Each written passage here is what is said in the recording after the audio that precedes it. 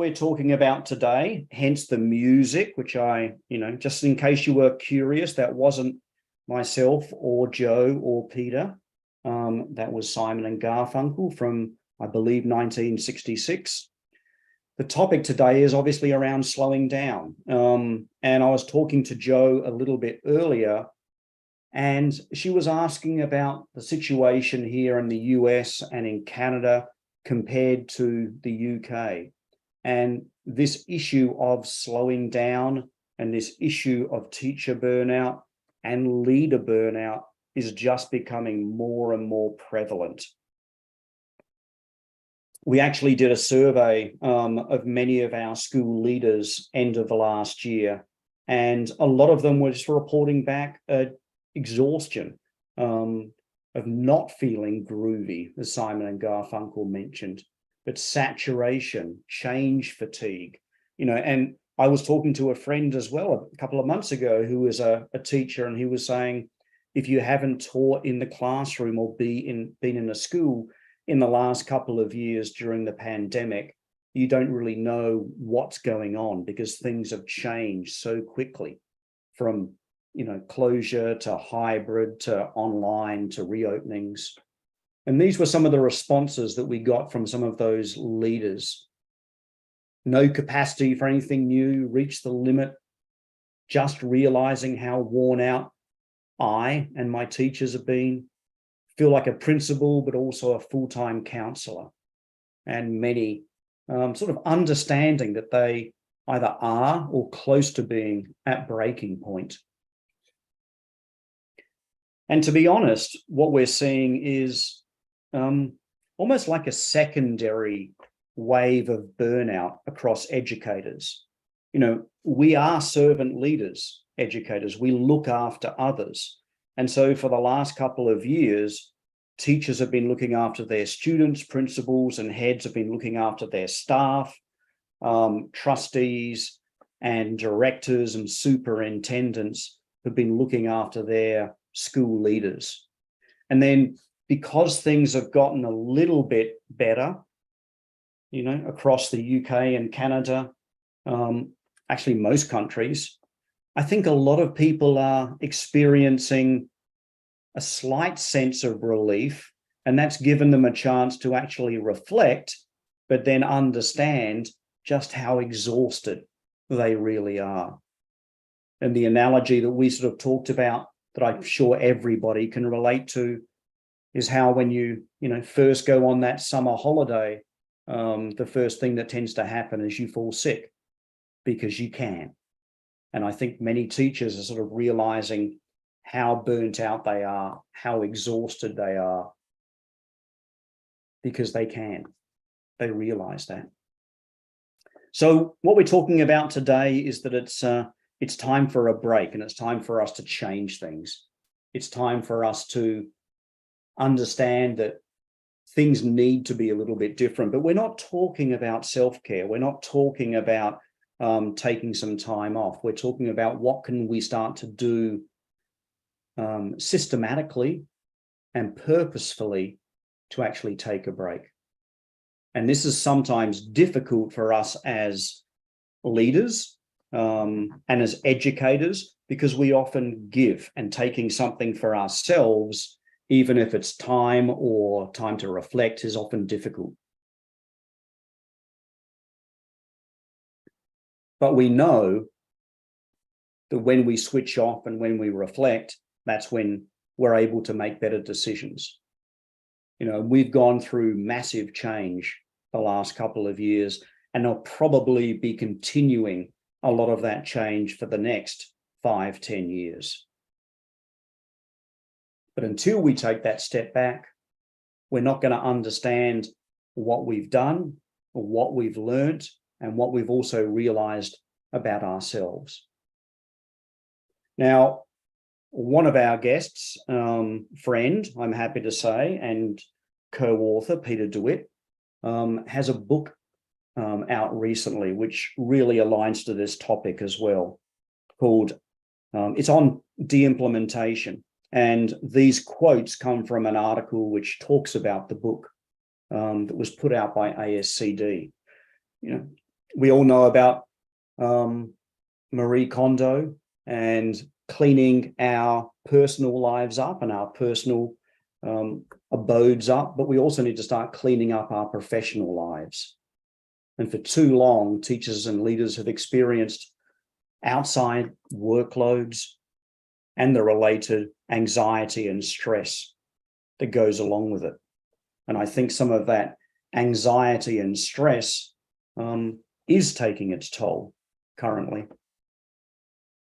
And what Peter also talks about is the idea that we need to start abandoning or replacing low-value practices that may have been shown not to be effective or be less effective, practices that can potentially cause harm. We see it time and time in education where we might be promoting this, but actually doing that, doing things in opposite. Or the biggest barrier in education, still doing things that are no longer necessary.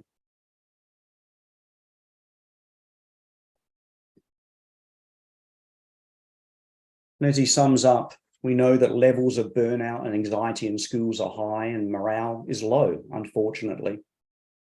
And much of it is in our hands, or at least some of it is in our hands, and we have actual control over that. And so really the de-implementation that Peter will be talking about is about allowing teachers and leaders to take some control back, some agency back in both their classrooms and their schools, and to feel heard, and then to work out what's truly worthwhile. So I think we're in for an interesting and an exciting conversation. With that, I would like to introduce Peter. As I mentioned, Peter is a former co-author. I'm proud to say I'm the only co-author that's written with Peter. He's moved on since our co-authoring days to be a highly successful consultant, author, and speaker in his own right. Many people probably know him from his Ed Week column, and also one of his latest projects, A Seat at the Table for Education Week. And as I mentioned, his latest book is De-Implementation, Creating the Space to Focus on What Works by Corwin Press. So good to have you here, Peter. If you want to turn on your equipment. Thank you, Sean. There we are, live and in person. Good to see you. Live and in person. Well, sort of in person. Yeah. Well, you're not an avatar, put it that way. That's if true. you are, you're a very lifelike one. So yeah, exactly. I am great definitely not an avatar. Yeah. And we also have Jo Lally, and Jo Lally is one of our BTS Spark and BTS coaches in the UK. She's been working for over 25 years in and with corporates, and with experience that spans commercial management and leadership roles. And she's been working a lot with schools, academies and trustees in the UK. And a lot of the work, for obvious reasons, has been focusing on these ideas of slowing down, reflecting, and giving the time for leaders and leadership teams to actually absorb and reflect on what has happened over the last couple of years. So great to have you here as well, Jo. And you're coming in live and clear from just south of Birmingham, is that correct? Yeah, I'm in the UK, in the centre of the UK. Yeah. Okay, very nice. So we probably have an equilateral triangle. Actually, not a little. That's completely wrong. We probably have a triangle. That's the best I can say. From Washington, DC to Albany, New York, and centre of the UK. Wonderful. All right. So this was the first one of the quotes that I had mentioned earlier on during the lead up, and it comes from your article and talking about your book, Peter. Mm-hmm. And you raised the idea about sort of abandoning existing low value principles, but then you also sort of countered that by saying too often we think about discarding these things, but we should really be replacing these things. I wonder if you want to elaborate a little bit on what you were talking about there. Yeah, I mean, first of all, it's good to see you both, and thank you for having me on. The idea of the research around de-implementation was introduced to me from John Hattie, and it was one of those earworms that I just couldn't get out. I just kept thinking about within my coaching work, so many principals and leadership teams that were kind of experiencing, well, they were definitely experiencing burnout pretty quickly or pretty early on in their school year. And so when I looked at the medical research, which is where this comes from, the idea of abandoning existing low value practices was really interesting to me. But I also thought that meant, are we getting rid of stuff? And that's really not what it's about. It's, in some cases, yes, we should stop engaging in some practices. But other times it's about replacing practices that are just not working with much better practices. And I thought about calling the book, just stop, but I realized that probably wouldn't work really well. And I guess one of the interesting things that I have learned over the time of both doing the research, writing the book, and then facilitating workshops after is that people have a pretty interesting view on what they would prefer to stop doing or replace doing. Is there a commonality across what I they wasn't say? sure if you wanted to Yeah, leave I'm them curious hanging now. for You more. put that out there, so I want to hear the answer. Yeah, actually, so I use a tool called Mentimeter, which is anonymous, and I've surveyed thousands of educators, both in person, virtual. And when I asked them what they would want to abandon, 100% of the time, and it's the only time this has ever happened, 100% of the time, it was focused on what they feel is being done to them, not something they are doing themselves. That to me was not apparent when I first started writing the book. It wasn't apparent until I started running workshops, and I kept seeing this common theme come up of, oh, wait a second, they're actually talking about things that they don't necessarily control. And that's what makes the discussion also very difficult, because sometimes we're contributing to our own burnout by engaging in practices we like, not necessarily practices that are impactful to student learning. Yeah, interesting. And it's not surprising. It's like even when I was in the classroom and teaching, it's the same thing I would see with the students, where they understand what's happening and they learn better if they have voice, if they have some agency, if they take control of it themselves. And it just amazes me that sometimes we get surprised in education when something that we apply or do fairly frequently or more often in the classroom also applies to the staff room and the faculty.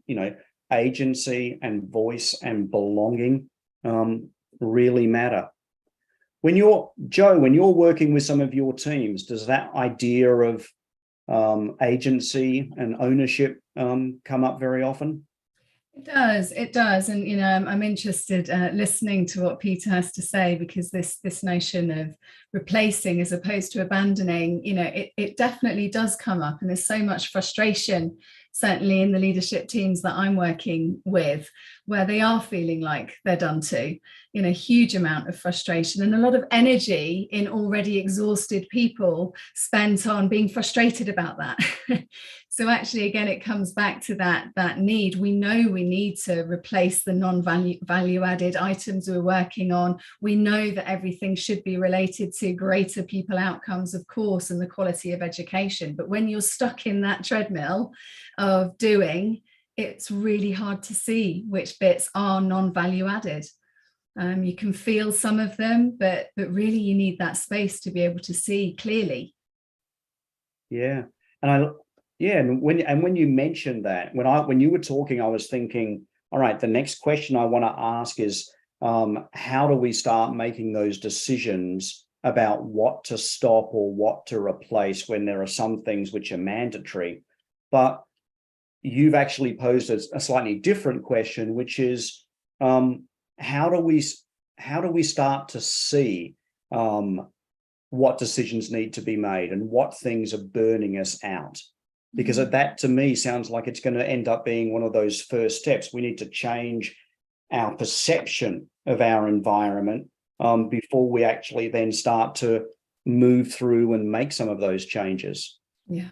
And you made a really interesting comment on one of your slides earlier. I can't remember the exact words, but some comment around, I didn't realize I was exhausted. What I'm seeing in many of the leadership teams I'm working with is they've just been stuck on doing mode because they have a critical role to deliver.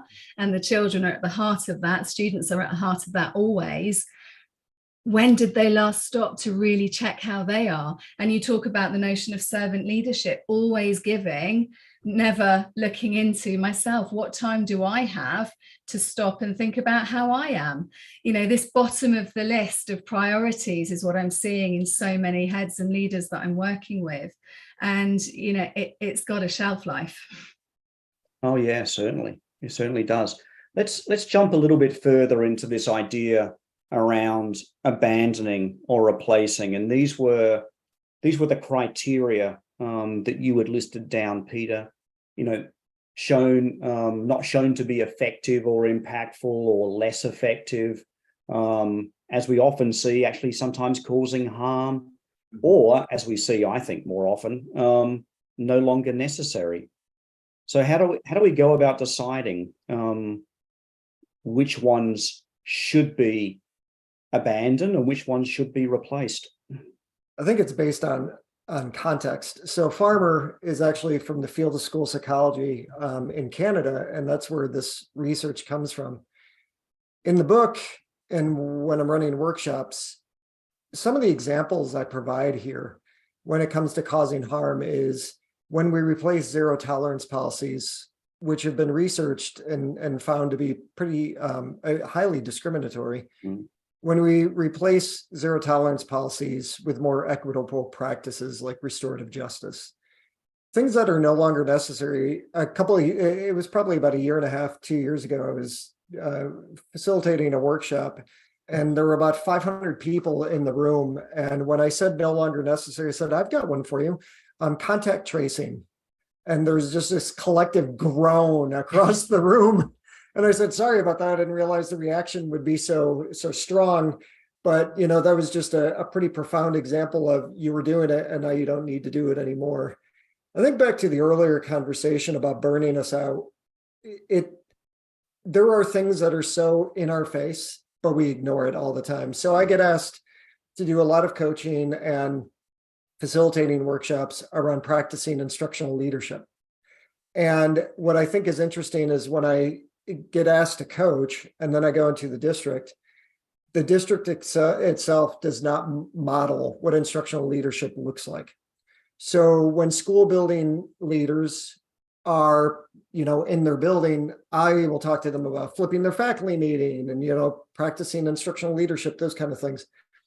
But when they go to the district office, they're talked at and they're on the receiving end of so much information. So we don't model what it is we expect to see in others. And I think this conversation is a much larger conversation when we're talking about things like burnout, because even with things like professional development, before I'm going to run a workshop or give a keynote, I actually send a letter out ahead of time, welcoming people, introducing myself, and I give my success criteria. This is what the success criteria is for the keynote or the workshop or even the coaching session.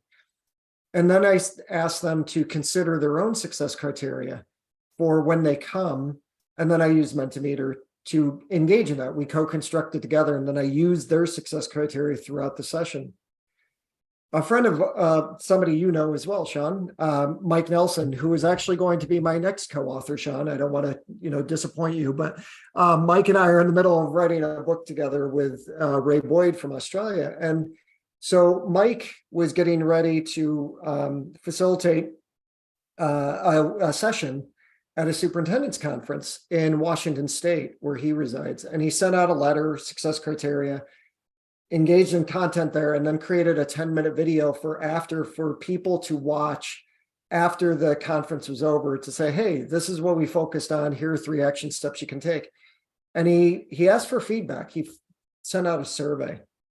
And in the survey, he had about 70 to 80% of superintendents, which is really unheard of, fill out the survey. And they said, that success criteria piece really helped us understand what we were going to be learning before we went to the session. And it was all just kind of really positive. So he wrote a blog on it and posted it. I posted on EdWeek last week, and it was the most viewed blog on EdWeek last week, which is kind of a huge thing. Yeah. So they posted it on Facebook, and my editor contacted me and said, hey, it's getting hundreds of shares on Facebook. There's some negative comments. And I thought, I should probably go and check out the negative comments. I have a thicker skin because I'm used to negative comments from my blog. But I wanted to kind of like check out what Mike was going to read. There were a lot of negative comments, but none of them were about Mike or the blog. You know what they focused on? Professional development. I hate professional development. I never have a voice at professional development. I don't need professional development. The point here is that when we're focusing on things like de-implementation, we make it harder than we have to. Because the reality is, there are things that we have been doing that we know are not impactful. The research behind one-day workshops and professional learning is not, it shows that it often does not transfer back to the classroom. So we know these things are not impactful, but we do them anyway. We offer one-day workshops.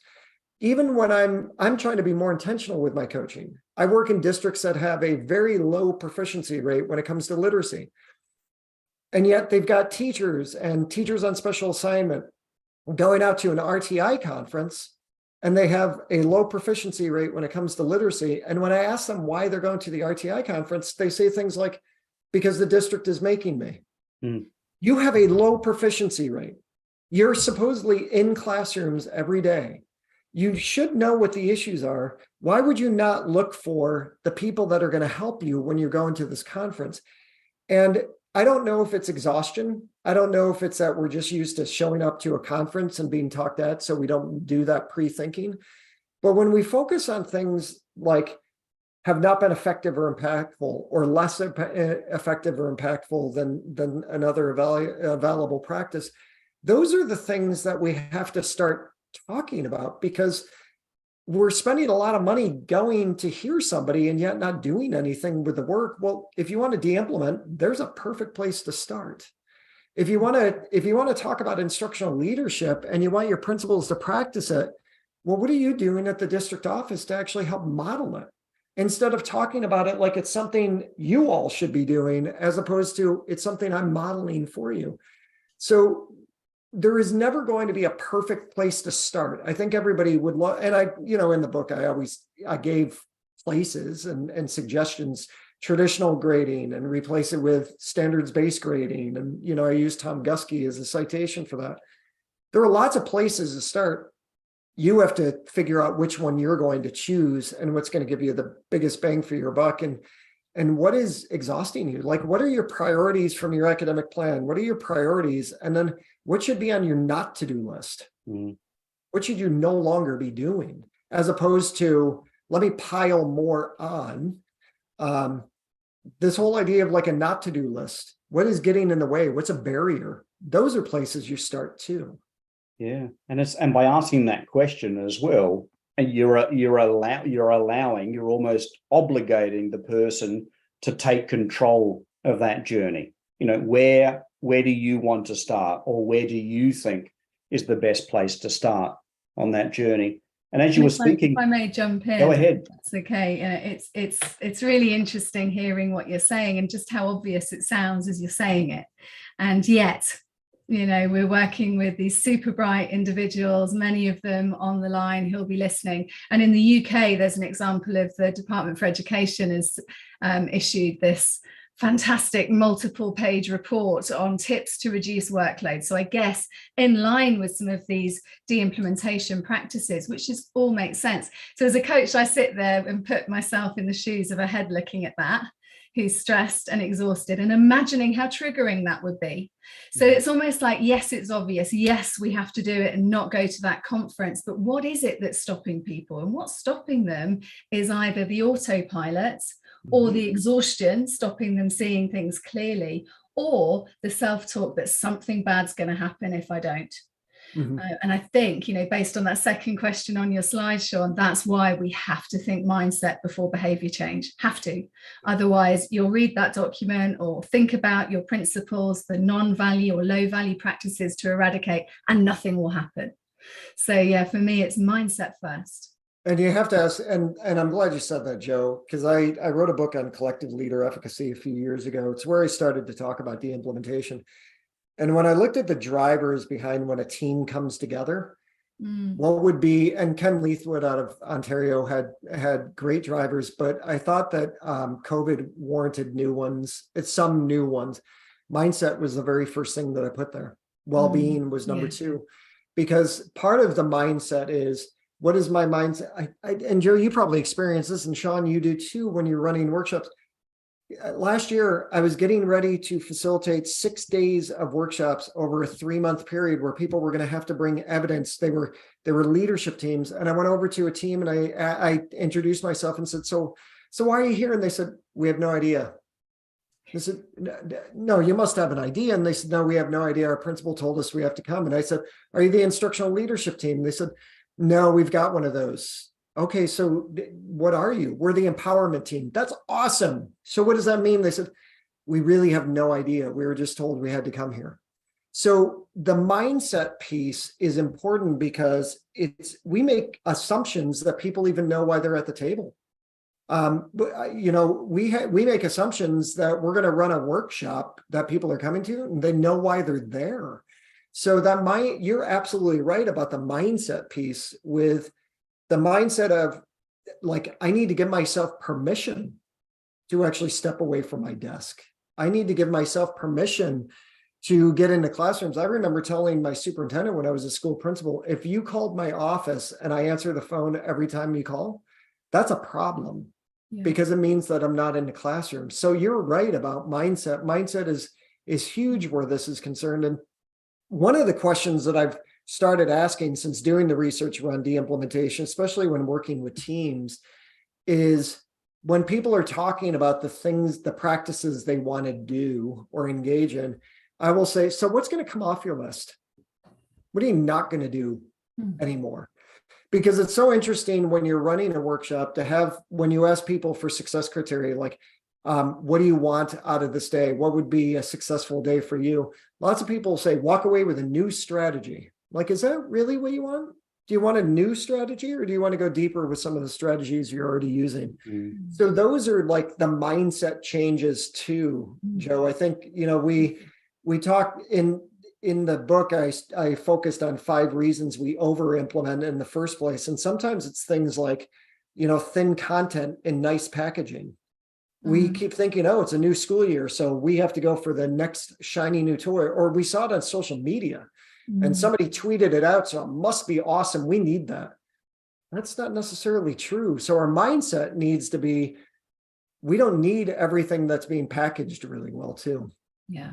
And of course, our mindset is massively influenced by well-being, and it's like chicken and egg, it's which one comes first. And you could argue the toss for both. But again, if I think about my own mindset and us as human beings when we're at our best, then typically I have a really good mindset about most things. I'm optimistic, I'm clear, I'm focused, I know exactly where I'm going and what I'm doing.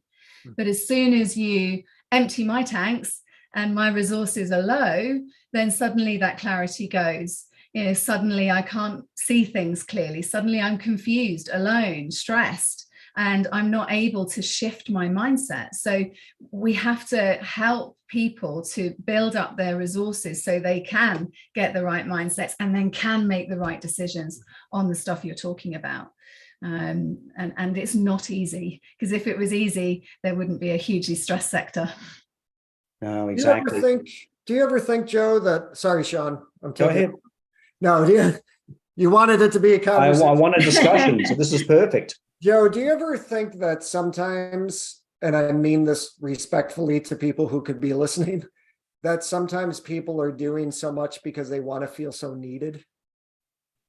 It's not always that I get servant leadership. I'm a huge fan of Greenleaf's work, but I wonder sometimes if part of this well-being piece is that they're looking for somewhere to feel needed, and they're trying to engage in more and more. And what often happens is they burn themselves out too because they're not setting boundaries. Does that make sense? Sometimes, yeah. I mean, some people, sometimes for sure. There's the people pleasing, there's that need to give. Sometimes it's escaping. If I keep doing, I don't have to stop and think about how I am.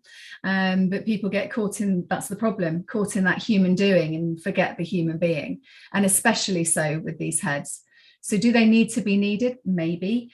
Do we all like a bit of that? Probably. The feeling that I'm adding value, that I'm of service, that I'm delivering against a purpose that I set out in this career for in the first place, for sure. But it's getting overplayed, of course, in those circumstances. And that's why I think many leaders that I'm working with in education really struggle to think about how they might prioritize themselves. I can't remember which one of you talked about the guilt for not being in school, the guilt for not having an open door, policy. I'm really trying to support people to go, it's okay. This notion that to think about yourself and fill your tanks is a luxury, it's a necessity. And if you go down, everything else goes down. And that's a really hard mindset shift to make if you've spent your whole life serving and giving. Yeah, and it's also not just the fact that you've been serving and giving your whole life. We have a system built up where that's expected as well. Yeah. The higher up you rise in your career and in your roles, you get fewer and fewer peers that you can find support in, and you get more and more people and more things that you're taking care of. And then to reiterate what Peter was saying before, we also have a system. I don't know how prevalent it is in the UK, but in the US especially, almost every school year or every couple of school years, there's a new priority, a new strategic plan, a new focus. And so there are new things to do.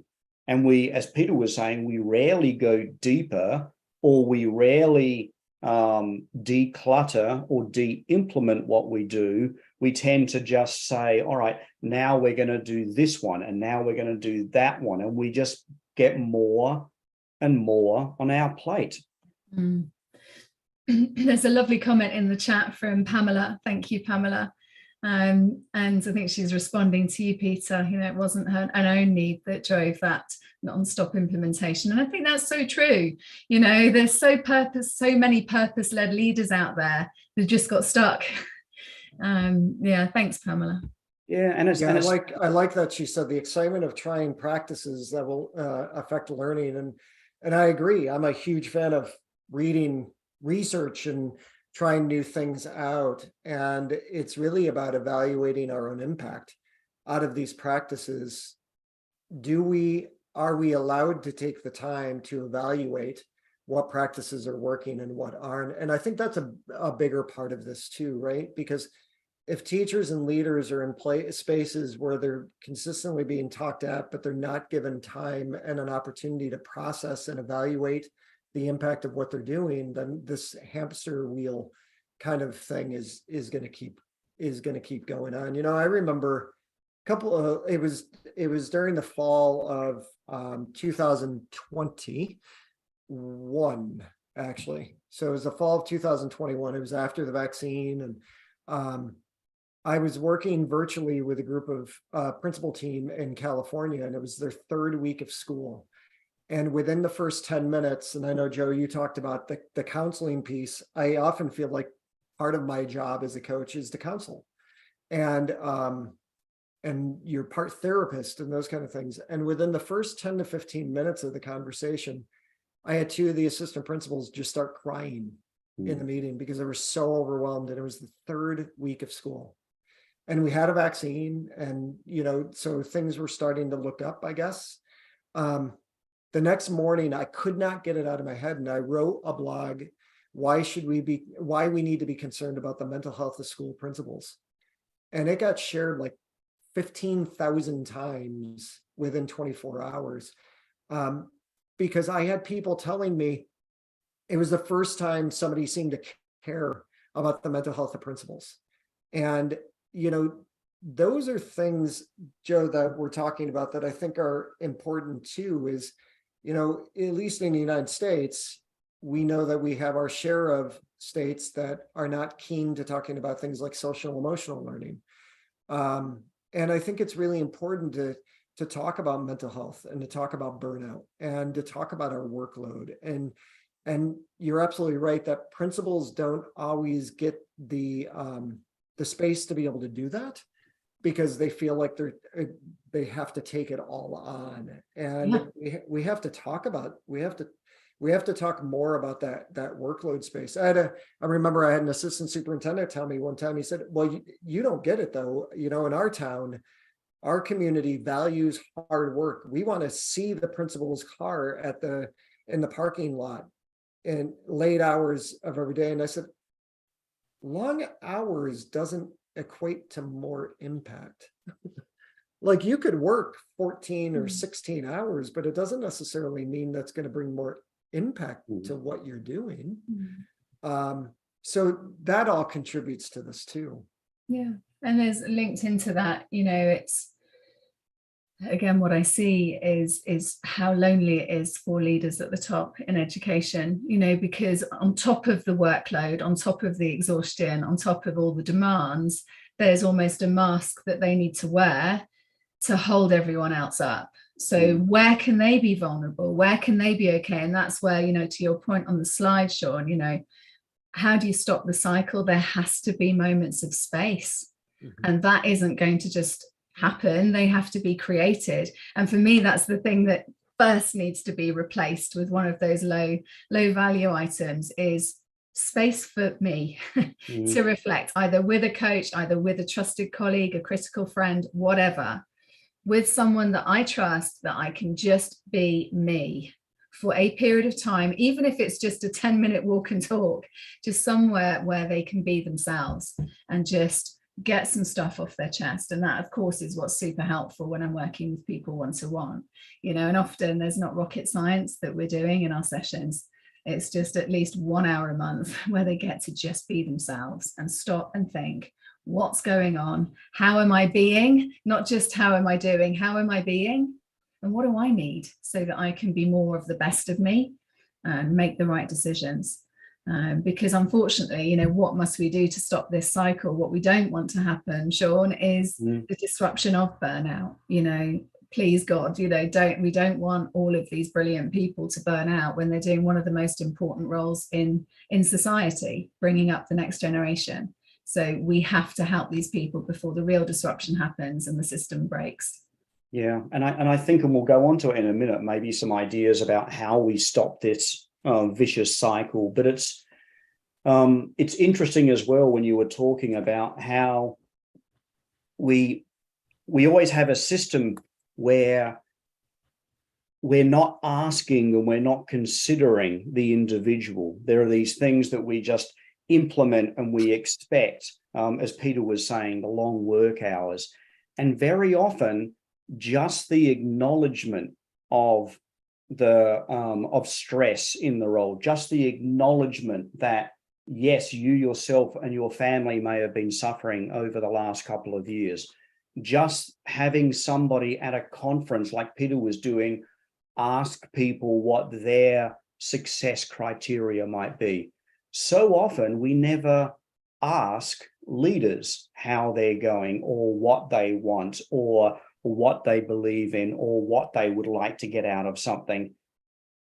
And it's just that acknowledgement and just that asking and providing that time and space, which does reduce the stress level, because that leader or that person understands that, there is somebody here that cares about me as a person and not just as a, the role that I have on my office door. Yeah, we all want to be seen and heard. Everybody. It's part of the human condition. It's critical for our well-being. So who is doing that for these people? Yeah, and on this, let's stick with this thought for a moment. So if we have this vicious cycle where leaders are getting stressed out, but we also know that you need to be de-stressed in order to make better decisions, you need time and space to actually reflect before you make those decisions. And if you continue to be stressed, you never have the time or the space or the mindset to do that. So, in a very simplistic way, should we be focusing on, like, what are the circuit breakers in this vicious cycle? Is it well-being first and then decision making, or is there a different correlation? So I think my view. I've already mentioned it, but I am fully behind it being well-being first. If we're in that adrenaline-fueled, amygdala-driven state, our brain, our rational brain is starved of oxygen. How can we make great decisions when we're in that amygdala-driven state? We just can't, and we can't deactivate that unless we're well.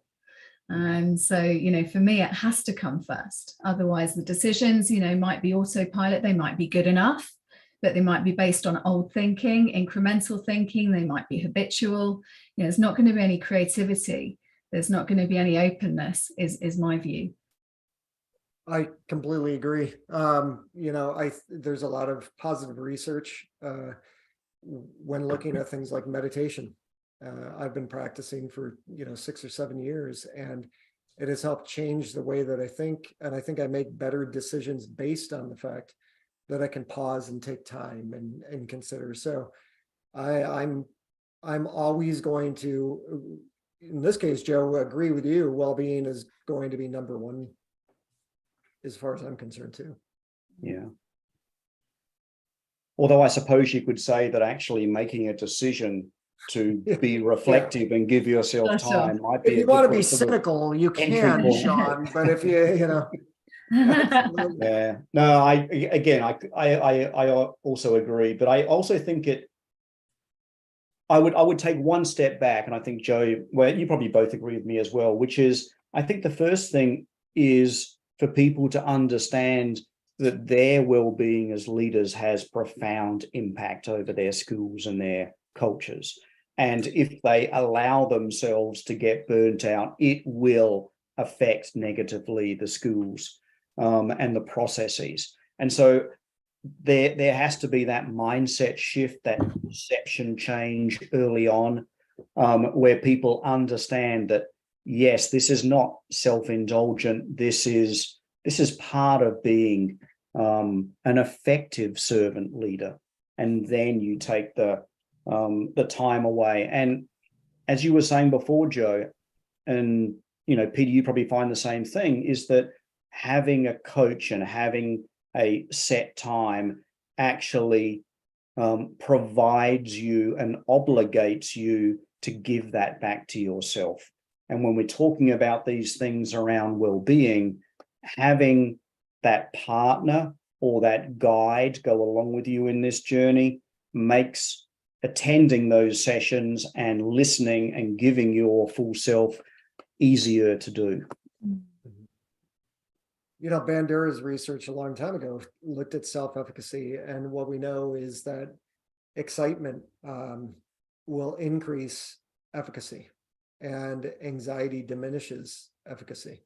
So if you're constantly in that state of anxiety and stress, you're not always going to be making the best decisions, because your self-confidence, your self-efficacy is actually struggling at the same time. Yeah. And it's interesting. We talk about, you mentioned before about, we like to see our leaders working hard, and we like to see them in, their car in the car park the whole time. But it's funny, because in society, we have these understandings that, yes, you need a certain amount of rest and sleep. And if you worked the whole 24 hours, you would be completely dysfunctional the next day. So what we have to start to do is sort of reinforce that understanding that, rest, breaks, reflection, like we say with our students, is beneficial to your own growth and your own development as well. But that goes back to Joe's statement too about mindset, right? It's almost like in some cases people have to give themselves permission to actually engage in that, and that's a mindset. Yeah, exactly. We're gonna move on to some questions from the audience in a minute, but I just wanted to know if is there anything that you might want to suggest as an action to allow people to either change their mindset or to start this process? Is there an example you can think of or would like to share? Where to start? Who wants to go first? No, I'm going to let Joe take this one.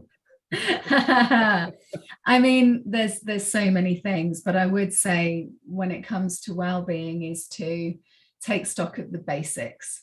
The stuff that isn't rocket science, but we know is neglected. Your physical. I think of tanks, and I think it was Tony Schwartz in the book The Way We're Working Isn't Working wrote about the different resource tanks that we have as human beings. There's mental, there's emotional, physical, and spiritual. And that physical tank, enough sleep, enough nourishment, enough hydration, fresh air, exercise. How much of that are you getting? Is there one thing in your physical being that you can commit to? In the mental resources, are you stimulated? What are you stimulated by? In the spiritual one, you might have a mindfulness practice like Peter. It could be that you just need to reconnect to your purpose, why you're doing this in the first place, reconnecting to that. And then the last one, emotional. Find someone that you can actually be real with and tell them how you really are, where the mask can drop. Because there's, Siegel talks about naming it to tame it. If you can name how you're feeling, it will reduce the intensity of that emotion. Fact. And also just find something that brings you joy. One thing a day that brings you some personal joy. A 10-minute walk out in the fresh air at the lunch break, whatever it might be. If you can't find time even for one little bit of joy for yourself in a day, then it's a problem. Find it, and it will start to fill those tanks. I agree with Joe. It's a very simple thing, but leaders can actually write a list of what are the things that they really like to do within it. You can do it a couple of ways, but just write a list of everything you're responsible for, right? And highlight the things you like to do the most, and make sure that you're at least going to those highlighted areas. When I was a principal, K-12 admin meetings were just highly stressful for me. They were 4 hours. There were people talking at you, and then ultimately after, there were people that would say, "Hey, do you have another minute?" And I'm like, "We were here for 4 hours. I don't have another minute."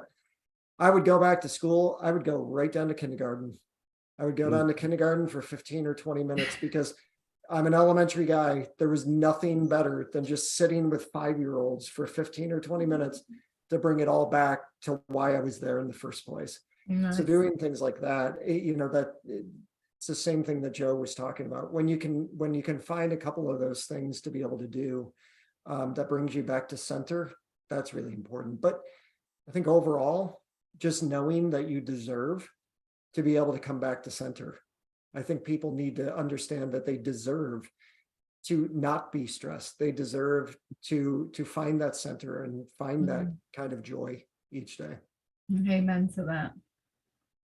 Yeah, wonderful. And I love the kindergarten example as well. I was thinking the same thing, back to days of teaching or doing summer camps, and just that exuberance and joy that you see with, all learners, but especially those younger kids. It can change your mindset very quickly. It can change your mood very quickly. And you ask most teachers and most educators why they got into the profession. It's rarely about, the standardized testing or the Scantron sheet or the standards. It's about those bigger ideas about developing the individual, improving society, having people fulfill their potential, the power of education. So, no, wonderful, wonderful ideas.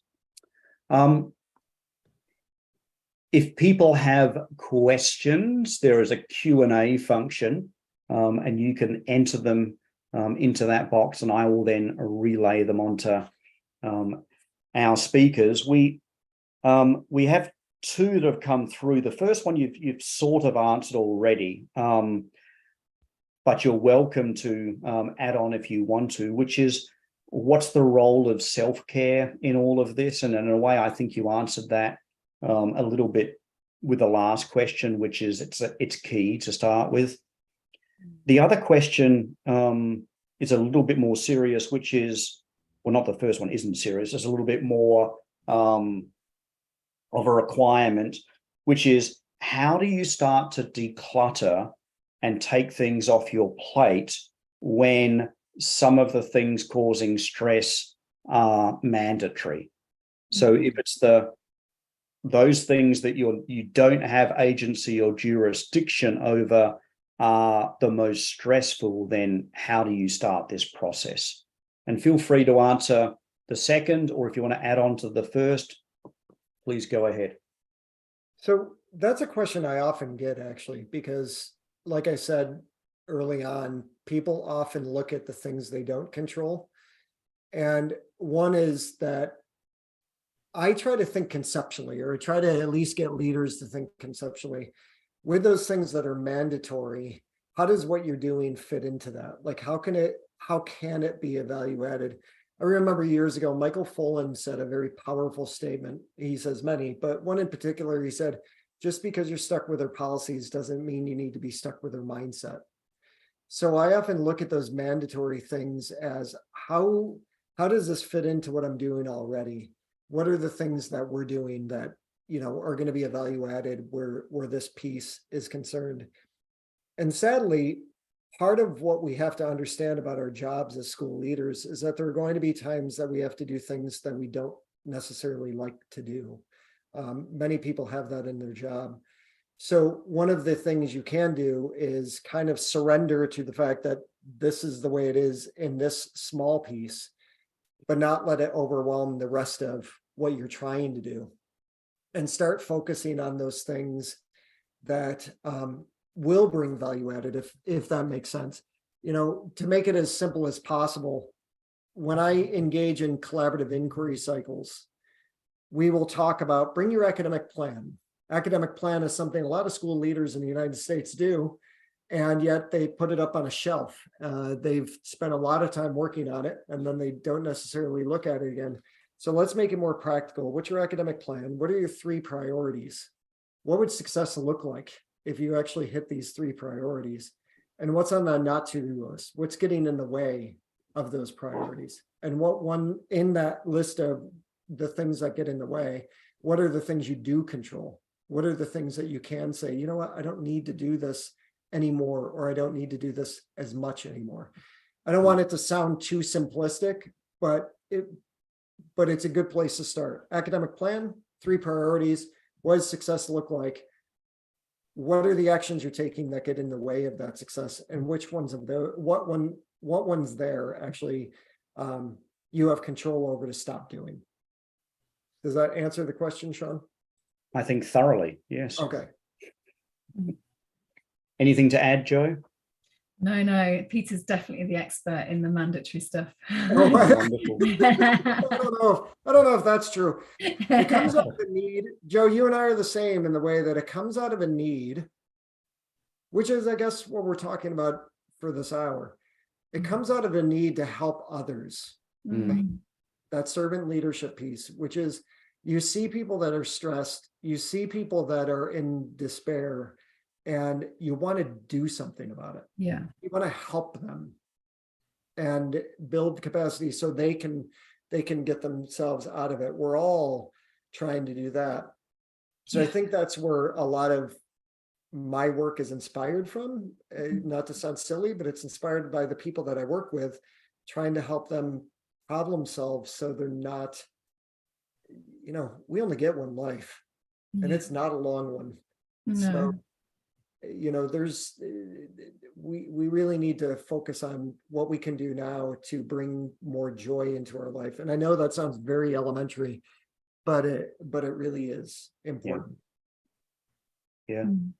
Another question we have is when the person writing this says, when we try to the start, stop, continue activities with principals, it's always the stop that's usually the most difficult and empty column. So how do you help principals, leaders to generate more items in that column without them feeling that sense of guilt by putting things in there? I mean, I'll take a stab at that first, if that's okay. I mean, the first thing I would ask them to do is if they had no fear, what would they write in the stop column? So start there. So take away all your fear of what might happen and write some stuff in the stop column. And that's your nirvana. You know, if I had a magic wand, that's what could happen. Then, of course, we haven't got a magic wand and there is fear. So I'd tackle the guilt. So what's behind the guilt? What stories are you generating around these items? If you stop doing them, what then? Let's get all of the stories out. We've all got the stories running, that narrative running when we're not at our best, you know, that's telling us that awful things are going to happen either to the school outcomes or to me or to my teaching staff. We need to help people name those stories and then connect them with that frontal cortex that tells the truth. Right, now, what's really true about that? Is that likely to happen? What do you know for a fact? What do you not know for a fact? What do you need to find out to enable you to stop doing that? So there's a series of questions that would follow, but start with the magic wand, or if you had no fear questions, because that starts the conversation as opposed to it being stopped suddenly with a, there's nothing I can stop. I could not say it better than Joe, so I'm leaving it. Mic Well, drop on your side. Well, here's a follow-up question. What about, and I'm going back to what you were saying earlier on, Peter, what about if instead of having start, stop, continue, we have start, stop, adjust, continue? And so there are things that, yes, this, you know, either we can't stop it because it's mandatory, or I don't want to completely stop it because there is some good aspects to it. And so therefore you keep doing it, but maybe there is a column where you can adjust it, do less of it, tweak it, change it.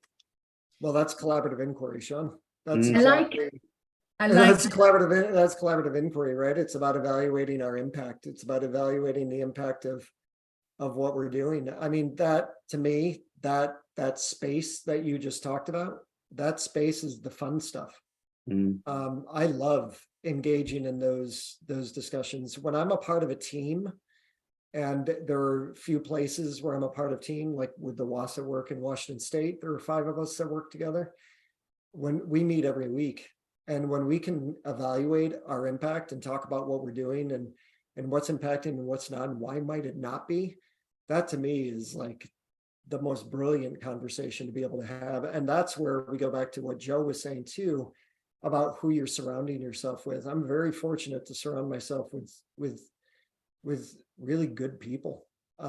So I feel trust to be able to make myself vulnerable to have those kind of conversations. And I think that's what, Joe, you were probably referring to as well when you talked about the fear piece. You know, that's just really important to have those people around you.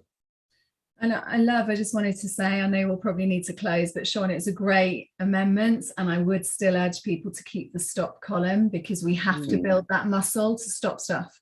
So, you know, have it there, but maybe it's a step towards it with the adjust. I agree 100% as well around that, because there are things, as we keep on putting things in our plate, that plate is going to, you know, break if it hasn't broken already. So definitely keep the stop there. So this is just to reiterate as well some of the work that that we do at BTS Spark as well around the well-being, the decision-making. It's the transformational or human side of leadership that we're really focused on. Some of those things that we assume leaders develop as they mature, but we also know that many don't, as we've talked about today, provide the time for themselves to develop it as well. We also, if anyone is interested, we do have a program around well-being, surviving to thriving, available in the US, Canada, Australia, and the UK as well, which does look at that first instant, not only your own self-care and well-being, but also the well-being of your school and its culture. So if that's of interest, reach out to your local BTS Spark region. Peter, we talked about this book. So is there anywhere besides that people can go to your website here, peterdewitt.com? Is there anywhere else you'd like to send people if they want to get in touch with you, or Oh, or have a yeah, read? they can actually just go to my website and they can certainly email me. There's a access there. But pmdewitt518@gmail.com is my email address, so feel free to reach out. Okay, wonderful. Well, this has been a brilliant conversation. I hope we've at least changed some of the mindsets of the people on this webinar as well, to start taking their own health and well-being and decision-making seriously. It's we're going to sign off there in just a minute, but just to let people know as well, you can watch all of the recordings of all of our webinars on our YouTube channel, BTS Spark at YouTube. You can just Google that and find that. We're also on Twitter and we're also on LinkedIn. And if anybody wants direct links to our website or our regular updates, then just scan those QR codes. And with that, I'd like to thank everybody and wish everyone a really good evening or afternoon. So thank you very much, Peter, and thank you very much, Joe. Thanks, Sean. Thank you, Sean. Thanks, Peter.